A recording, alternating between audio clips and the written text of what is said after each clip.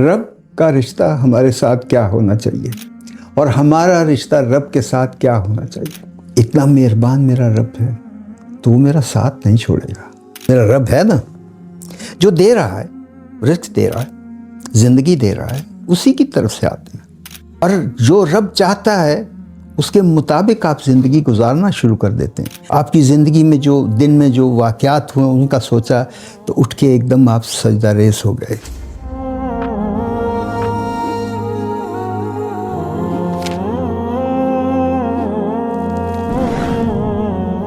اعوذ باللہ من الشیطان الرجیم، بسم اللہ الرحمن الرحیم۔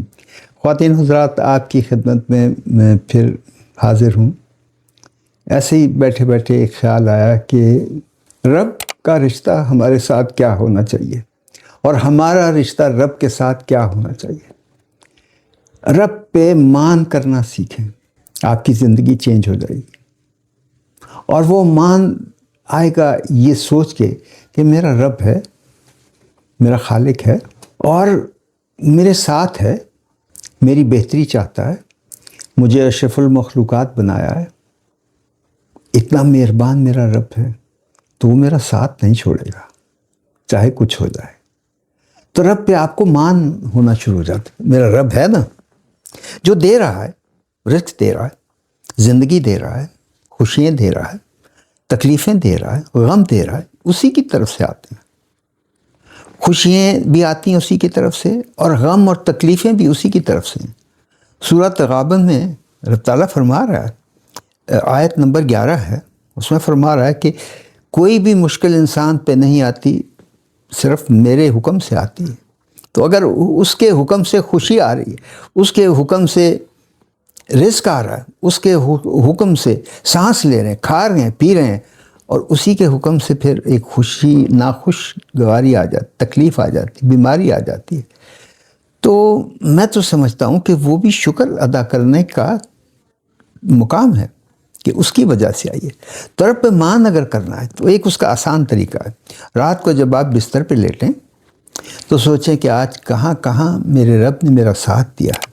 صبح سے میں جاگا ہوں جب سے اب تک، کہاں کہاں مجھے بچایا ہے، کہاں کہاں مجھے راستہ دکھایا ہے، راستے میں رکنا نہیں، پھنسنا نہیں، غلطیوں سے، گناہوں سے بچایا ہے، میرے دل میں ڈال دیا کہ یہ مت کرنا، یہ گناہ ہے۔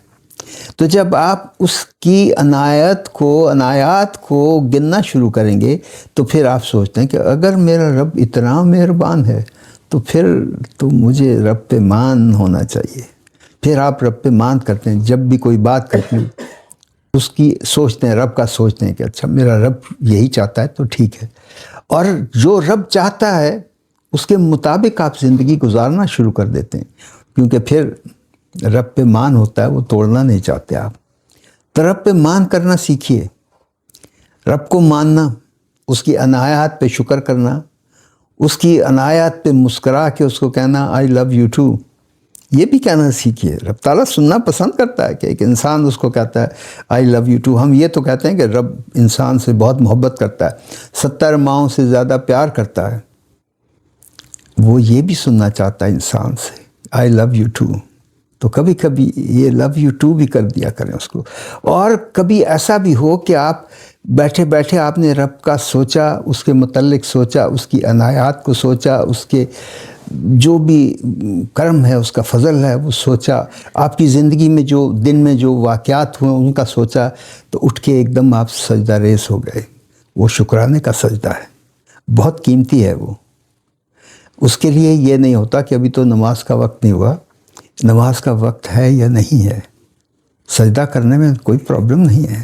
رات کو آدھی رات کو اٹھیں، رب کی یاد آ گئی، آدھی رات کو اٹھے، آپ سجدہ کر لیا اس کا، تو اس کے ساتھ رشتہ آپ کا پکا ہونا شروع ہو جائے گا، اس کی قربت نصیب ہو جائے گی، اس کی راہ پہ چلنا آسان ہو جائے گا۔